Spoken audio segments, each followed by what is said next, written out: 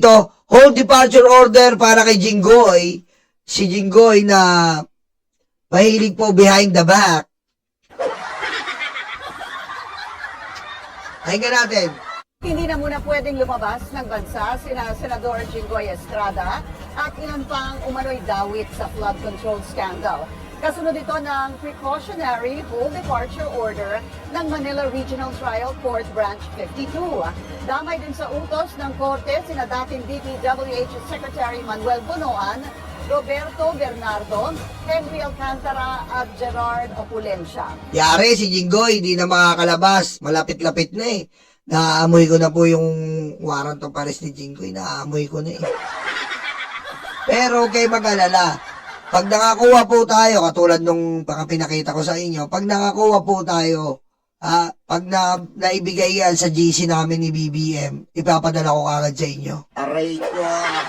Okay ba yun? Ha? Okay ba? Okay o hindi? Okay o hindi? Pag na-send sa akin ni BBM, papakita ko agad sa'yo. Okay ba yun? Sa ngayon ba kayo doon? Aray ko. Bago nito naghain ng counter-affidavit si Bonoan sa DOJ kaugnay sa plunder complaint. Mas maaga raw siyang nagsumite dahil lilipad ulit siya pa Amerika para sa operasyon ng asawa. Aprobado raw ito ng DOJ. Mag-follow. Si Banoan kasi may sakit talaga yung asawa eh.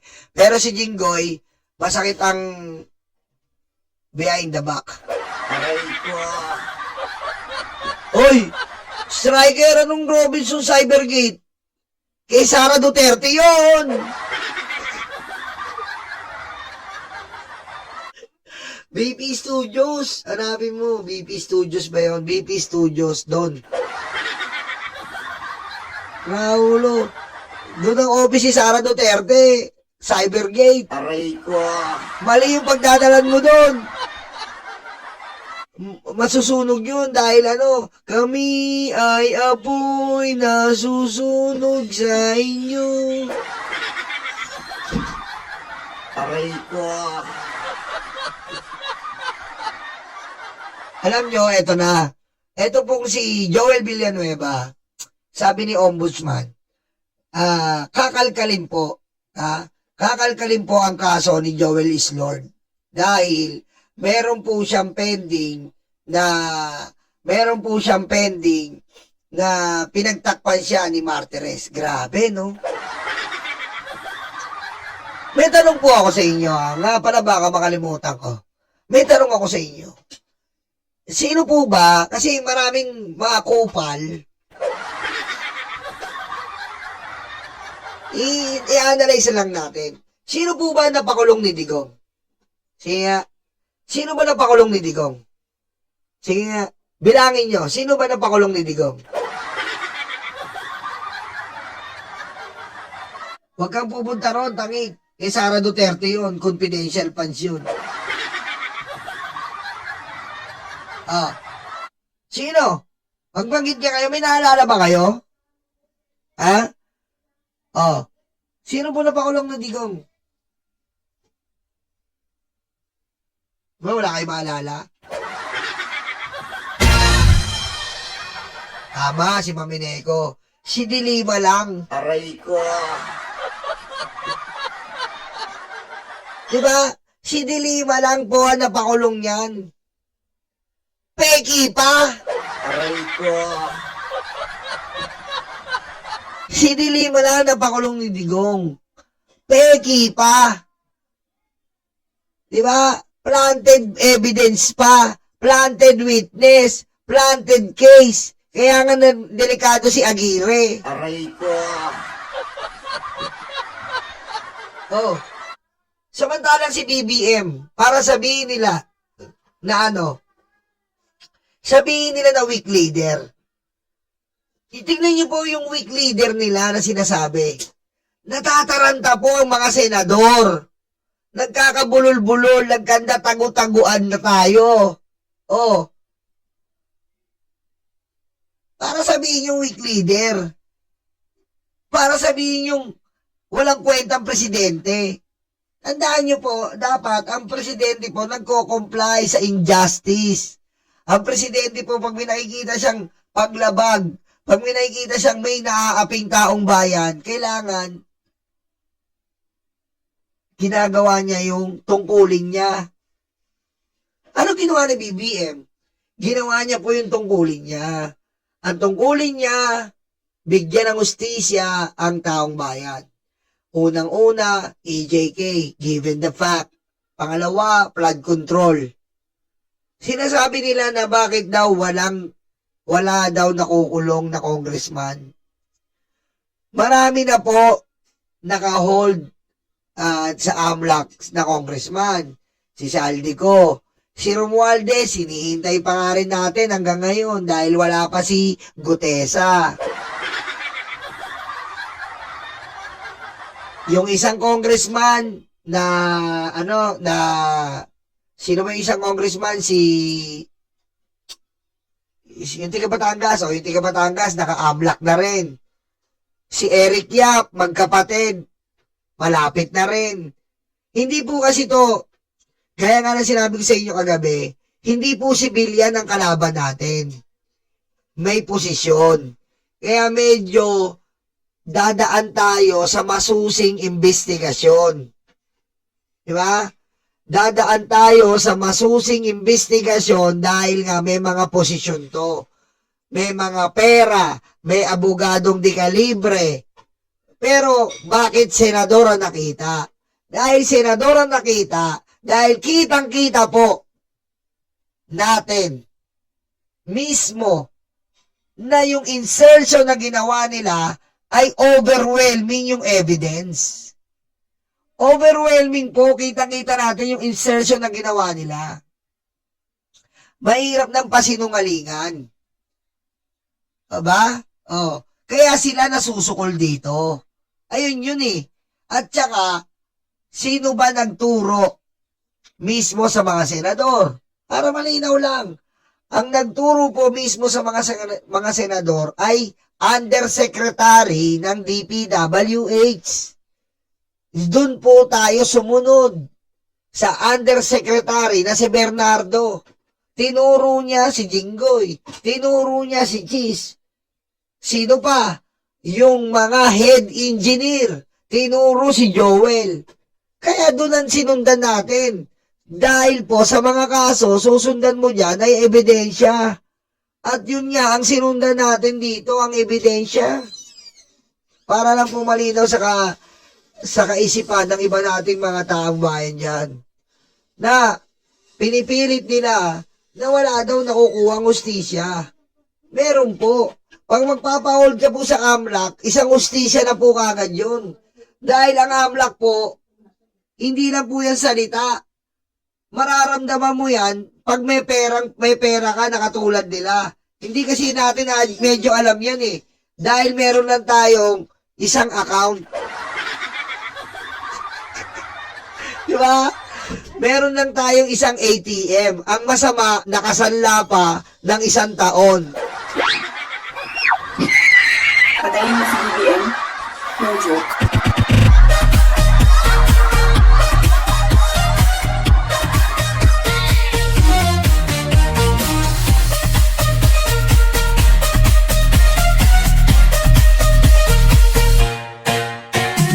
Diba? Gusto ko lang malinawan sa inyo na kapag naka-AMLAC ka po, na-freeze po ang ari-arian mo ng AMLAC, alam niyo mo ba gaano kasakit yun? Halimbawa, meron kang 10 accounts.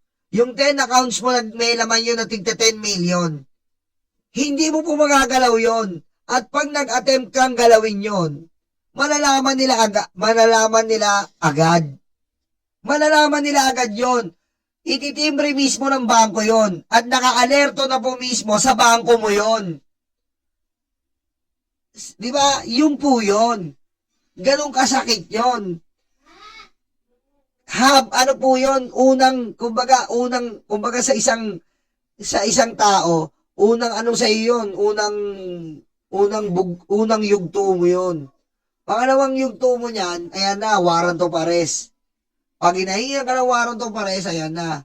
Pangatlong yugto mo niyan, kulungan ka. Yan eh. Pag na-AMLAC ka na, kakabaan ka na. Hindi lang po na-hold ang pera mo. yung pera mo mismo, ang transaction, history ng pera mo will be investigated also. Ano yun, Yolo? Kung magkano po ang history na pumasok doon, kung ano po ang transaksyon na nakapaloob doon, kung sino po ang nakatransaksyon mo, pwede mong makita doon. Sukol ko doon, sukol ka po doon. Yun po. Kaya po pinipris yan dahil pag prinis yan, may kapangyarihan na yung AMLAC na imbestigahan ang transaction records ng pera mo. Then, kapag nakita nila yan, ipapasa nila ngayon yan sa ombudsman. Pag napasa nila sa ombudsman, doon ang magsisilbing ebidensya. Yun po yan. Tayo ay proseso. Proseso po yan. Ngayon, nakahold na po ito. Umbaga, ano yan nasa pintuan na tayo ng kulungan na itong mga to. Dahil iniintay na lang natin ang resulta na itong AMLAC. Kasi para malaman ang transaction records, ang deposit records, kung sino ang mga pangalan na pinagdideposituhan, paano nila nakuha ang ganitong pera, saan nila dinala ang ganitong pera, saan nila tinransfer ang ganitong pera, saan nila binayad ang ganitong pera, yan po yan.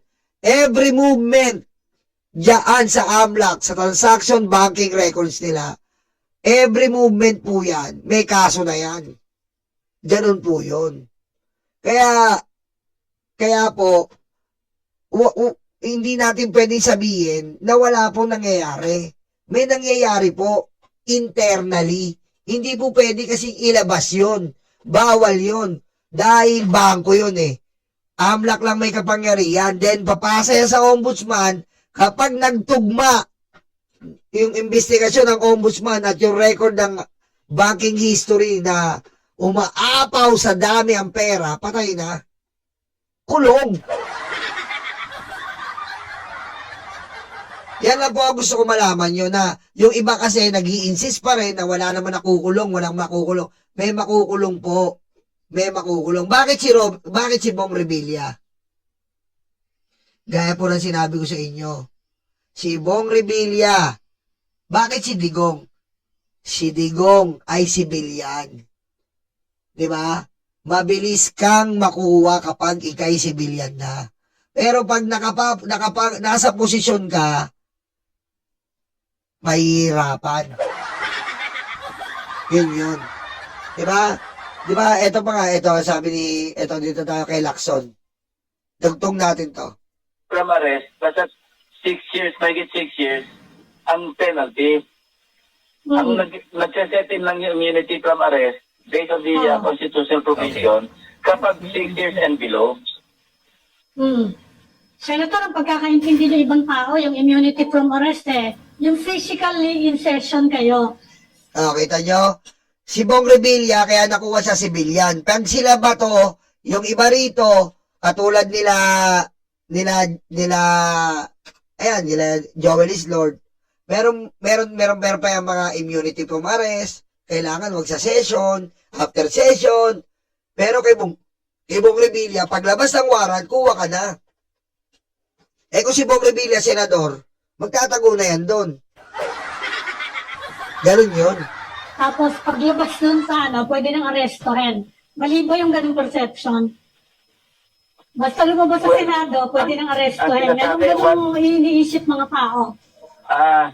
Maliwanag naman yung when Congress is in session. Ang session ng Congress, hindi naman sinabing Hindi yung when physical session in is session. adjourned, hindi naman sinasabing when session is adjourned Oo. When Congress is in session. Oo nga. Iba yung when session of Congress is adjourned kaysa doon sa when Congress is in session. Okay ba yun? Okay. Doon sa impeachment case kasi, di ba? May bago definition na count days with Iniisip session. ng mga tao di ba?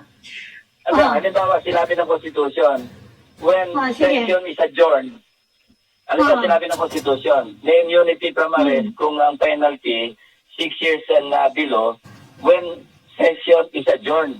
Iba yun. Kada adjournment, pwedeng arrestuin.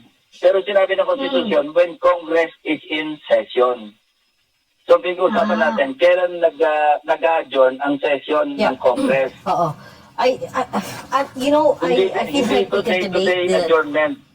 Oo. Yeah? I feel like we could debate the legality of this for a long time. In Pero secular may element of public... Ibig sabihin, hihintayin pa ma-adjourn yung 28th Congress, Senator Ping? Ganun ba? Tama ba ako? Hihintayin pa ma-adjourn bago ma-aresto yan? Biro niyo po, ang hirap po. Hihintayin pa ma-adjourn yung 28th Congress? Ganun po ba? Tama ba? Aray ko. Ang hirap nun ah. Opinion din here, no, Senator? And the general perception right now is that... Regina, sorry Sa pag-constitution na pag-uusapan, walang public opinion. No, yes, I know. Kasi sabi nga natin, yeah. Because the idea is, to put it crudely, what it looks like now is that the upper chamber is protecting its own members at the expense of accountability, right? So doesn't it also you know, cause the Senate to lose some moral authority and also public trust if you carry on with this? No, if we violate the Constitution or we violate the law of the land, yun ang talagang walang patawad. Wala na tayo pag-usapan. Pero we are just complying with the provision of the Constitution, which is the fundamental law of the land. At paliwanag ang sinasabi doon na may immunity from arrest, hindi lang ang senador, kundi pati congressman, pagka ang penalty again. 6 years and below, at 6 saka years. when Congress is in session. Wala namang ibang interpretation doon eh. Correct. Wala tayong binabiolate, wala tayong moral attendance na nawawala. Pag nagpapalo tayo ng Constitution, But now you have to define kung ano yung session, ano? O, ayan o, kita mo, nagyan po ng session. Session ng Senado. Ano ba kasi, Senator Ping? Tapusin mo yung salita. Ano yung session? Kailan na-arrestuin si Bato? Nagigigil na kami. yes. Oo. Di ba pwedeng guidance doon yung kasi nung impeachment ni Vice President sinabi ni Chis Escudero, hindi kayo pwedeng magtuloy-tuloy ng trial kasi hindi kayo in session dahil nangangampanya. O, yun, tama. Pwede bang guidance yun? Iba yung Diba? immunity from arrest, yes, ito sa impeachment eh. Ibang definition eh. Hindi kasi pinag-usapan natin yung session Kung kita niya po, kita nyo? Sinasabi ko sa inyo, civilian at may posisyon. Meron, ayon kay Lacson kasi, meron po, ayan yung kinukumpare ko sa inyo. Mga nasa pwesto kasi to. Yan po ang sinasabi ko sa inyo, mga nasa pwesto. Ayan na po ang gusto ko ipaandawa sa inyo eh. Ayan, ito rin po ang isang factor na bakit natatagalan tayo. Itong isang factor na to eh. Kasi nakapwesto eh.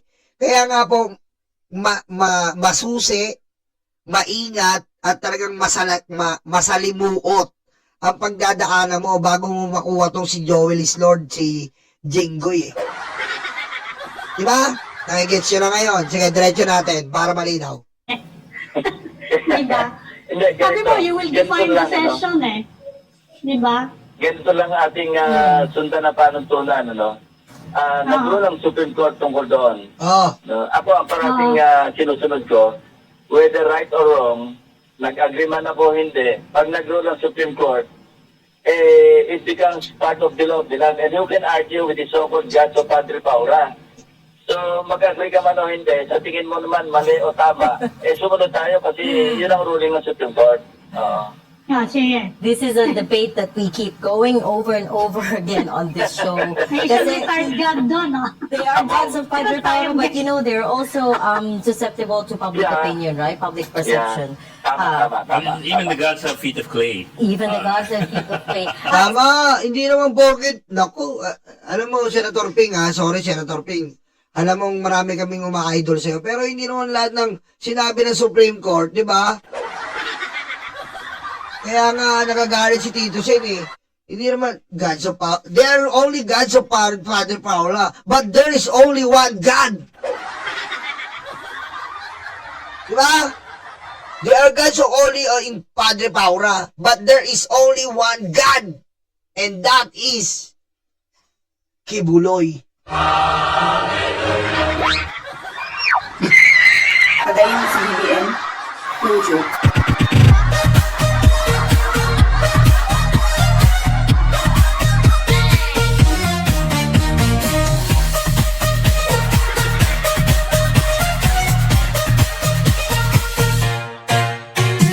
Diba? Si Kibuloy lang.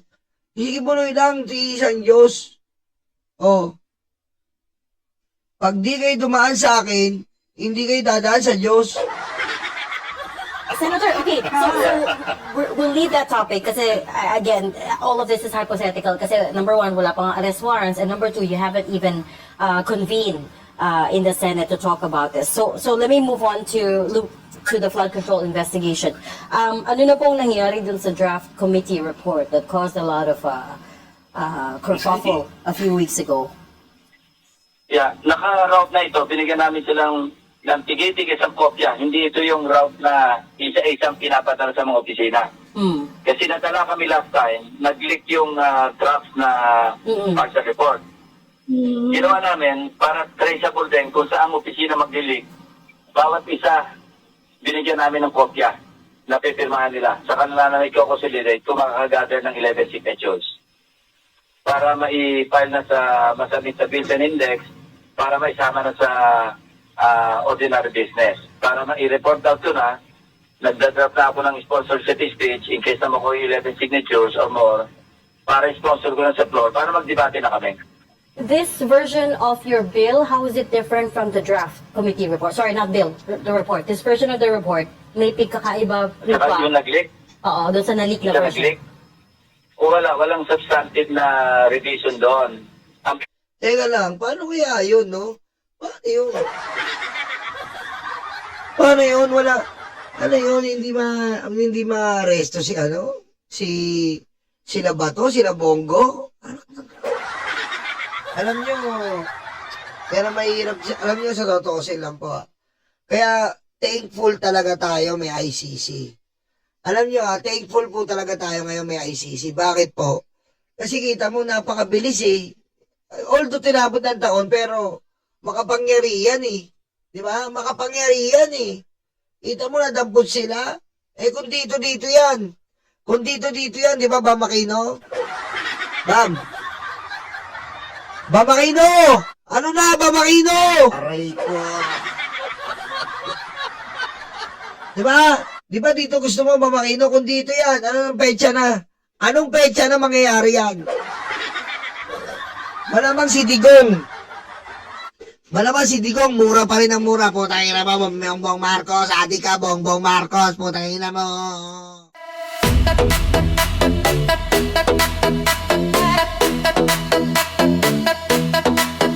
Takot na ang mga aso, dumarating ang mga kaso. Sila ay sinusundo na, dadalhin sa tatay nila. Aray waranto, takbo na bato, takbo na bato, takbo na bato. Aray waranto, bakit na bongo, bakit na bongo, bakit na bongo. Aray waranto, takbo na bato, takbo na bato, takbo na bato. Aray waranto, bakit na bongo, bakit na bongo.